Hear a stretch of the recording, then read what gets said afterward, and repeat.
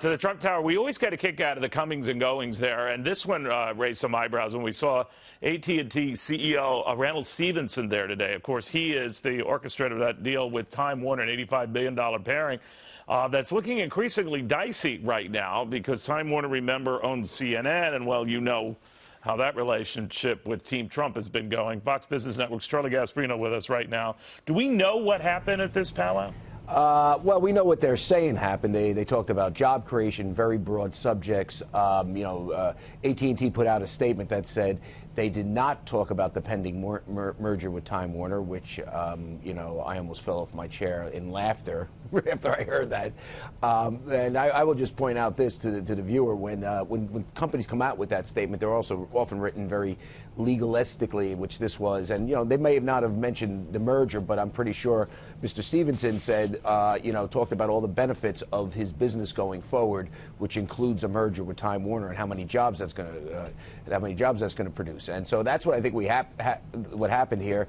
As you know, Trump has been meeting himself with people left and right, the CEOs left and right. Yesterday, as we were first reported on Fox Business, the CEOs of Bayer and Monsanto, who are also doing a merger, came in there, basically not quite pleading their case, but talked about the benefits of their businesses going forward. But I thought about the timing of that one too, Charlie, because it was yesterday when in his press conference that Donald Trump was talking about the pharmaceutical industry and wondering how is it that drug prices are set the way they are, intimating that, well, what he's been doing with auto companies, he could do with them. And of course, as soon as he said that, the market started tanking. It's since corrected a little bit, but not a whole lot. I think there's a lot of stuff going on here with Donald Trump in terms of corporate America. What's fascinating to me is, and you talk to a lot of investors out there, is that he hasn't really spoken much about his growth agenda. He talks a lot about the wall. He talks about specific companies, and he also often tanks their stocks. He will talk to CEOs and talk about what they're planning to do, bring back jobs.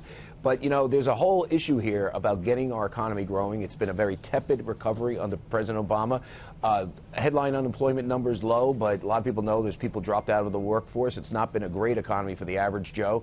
And, Donald Trump won partly on a growth agenda, and he hasn't said a word about it. And, a lot of investors are telling me the reason why this thing isn't hitting 20,000 after, as you know, I was on the set with you. We came within a point, I believe, last Friday. Third of a point. Yeah. Third of a point. And it keeps falling back. And I'll tell you, it is still up appreciably since the election, and he does still get his round of impressive visitors. I noticed that, by and large, he comes down with the big money guys or the billionaires.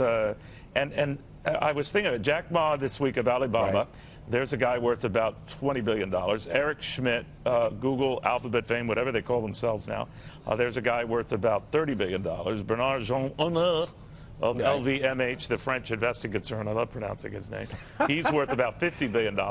So in those cases, he loves meeting with, loves talking to them, likes getting counsel from them. What do you think they're saying? What do you think's going on here? Well, what they're saying is that this is a very engaged president. I mean, he's getting very high marks from the people who leave those meetings. I know that because I spoke with some of their representatives afterwards. I mean, they say he is smart, he knows the issues, he is totally engaged. They say he's the most business-engaged president they've seen in a long time, and they counted George W. Bush in that category. And so I would say the proof is who he goes down with. He goes down to the lobby with these guys. He was down in the lobby with Jack Ma, down in the lobby with Arnaud of LVMH, and Masayoshi Son of SoftBank.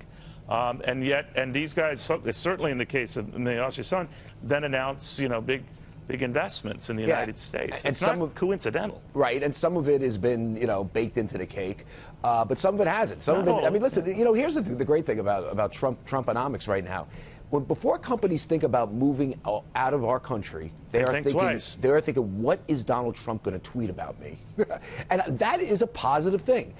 He's completely engaged. I mean, everybody that's coming out of there, from what I understand, is impressed. The fly in the ointment here is I wonder where the growth agenda is. Maybe we're going to. I think Steve Mnuchin is up next week for a confirmation hearing. The Treasury Secretary. Yep. We should hear something about that, and maybe that'll push the markets over 20K. We shall see. All right, my friend. Always breaking news. Thank you. He's on Fox. Nowhere else, my friends. Nowhere else.